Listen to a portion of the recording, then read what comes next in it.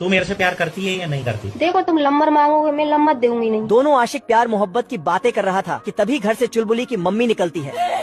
चूहा उन दोनों के पास जाती है और बबलू से कहती है, पढ़ाई लिखाई में ध्यान लगाओ, IAS बनो और देश को संभालो। फिर अपनी बेटी को लेकर चली जाती है, लेकिन ये हरामी भी उसके पीछे चला जाता है। चूहा उसे मार कर भगा देती है, तो ये रोते हुए अपनी माँ के पास जाता है और चूहे की शिकायत करता है,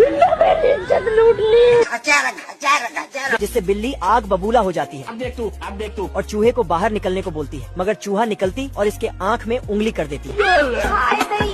तो बिल्ली अपने ही बच्चे पर गुस्सा करने लगती है, मौत मुझे क्यों नहीं आ जाती है? जिससे बेचारा मासूम बिल्ली बनकर बैठ जाता है। ये देखो मेरी हालत कमजोर हो गई। तभी चुलबुली पीछे से आवाज लगाती है, किस कलर की चड्डी पहने हो? आजा। तो ये दोनों चुपके से एक रूम जाता है और डीजे में रोमांटिक सॉन्ग लगाकर डांस करने लगता है। तभी बबलू गटर के नाला में गिर जाता है